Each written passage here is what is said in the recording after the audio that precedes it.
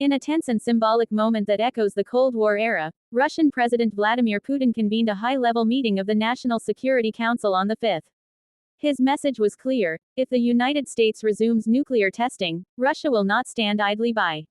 The Russian leader emphasized that Moscow must be ready to respond in kind, directing the Ministry of Defense and related agencies to make all necessary preparations.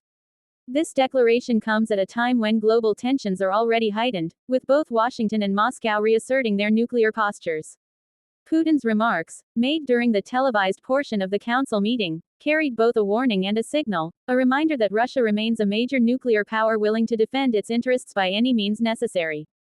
Putin's comments were widely interpreted as a direct response to U.S. President Donald Trump's recent instruction to the Pentagon regarding nuclear weapons testing. The statement from Trump in October stirred waves across the international security community, raising fears of a new arms race. In the meeting, Russian Defense Minister Andrei Belousov delivered a stark assessment. He warned that the United States is rapidly expanding its nuclear arsenal and that the threat toward Russia is increasing. He urged that it would be wise to immediately begin full-scale preparations for a potential nuclear test. His statement underscored a growing sense within Russia's military leadership that deterrence requires readiness, not restraint.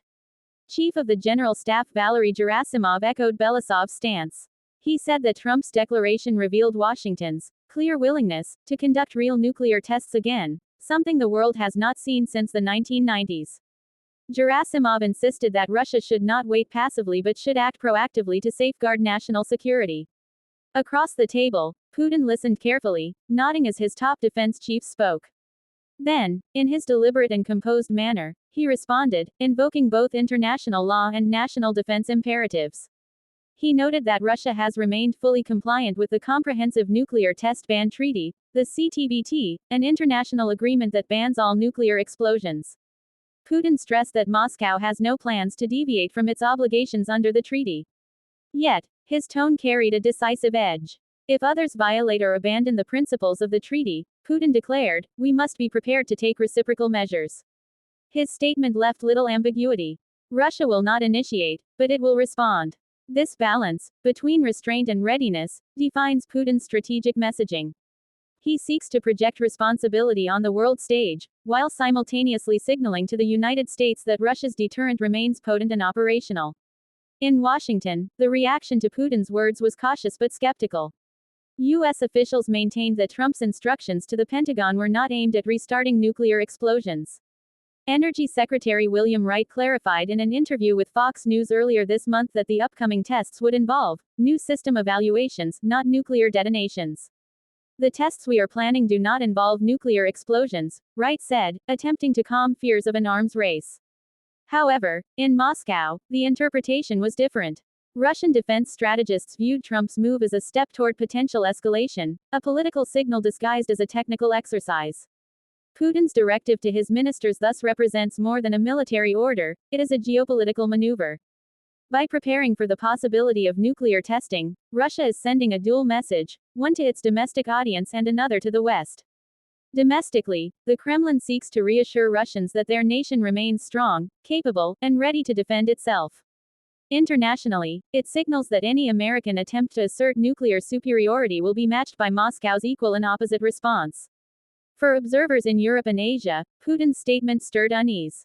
Analysts in Berlin, Tokyo, and Beijing all noted that even the mention of nuclear testing evokes memories of the nuclear brinkmanship that defined the mid-20th century. At the same time, Putin took care to remind his audience that Russia has not conducted a nuclear explosion since 1990, during the late Soviet period. Following the collapse of the USSR in 1991, Russia adhered to the global moratorium on testing, a policy maintained for over 3 decades.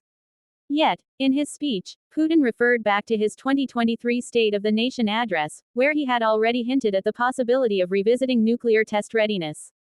If others take such actions, he had said then, Russia will take corresponding measures. This repetition was intentional. It framed the current directive not as an abrupt policy shift, but as a reaffirmation of a long-standing principle, deterrence through balance. The tone of Putin's speech was not one of aggression, but of controlled determination. His emphasis on preparation, rather than execution, leaves room for diplomacy, yet underlines his refusal to appear weak. Behind closed doors, according to sources in Moscow, the National Security Council discussed potential testing sites, including the historic Novaya Zemlya range in the Arctic. While no concrete orders were issued, the mere discussion of readiness was enough to send shockwaves through international security circles. Global reactions were swift. The United Nations called for restraint, urging both Moscow and Washington to honor the spirit of the CTBT. NATO officials warned that any move toward nuclear testing would undermine decades of arms control progress. Still, Russia's position is that deterrence must be credible.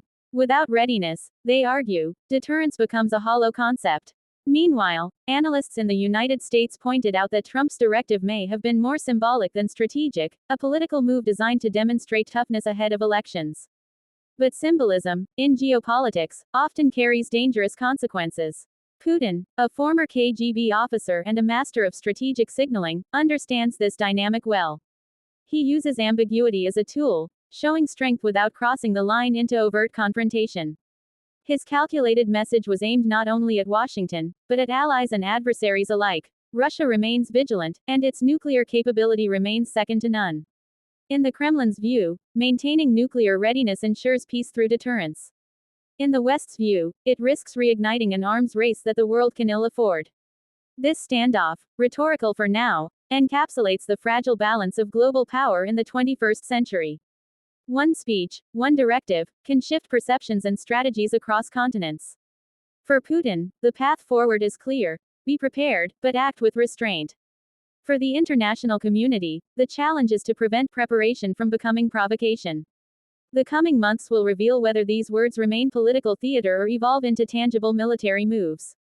But one thing is certain: the specter of nuclear testing, once thought buried in history, has once again returned to the global stage.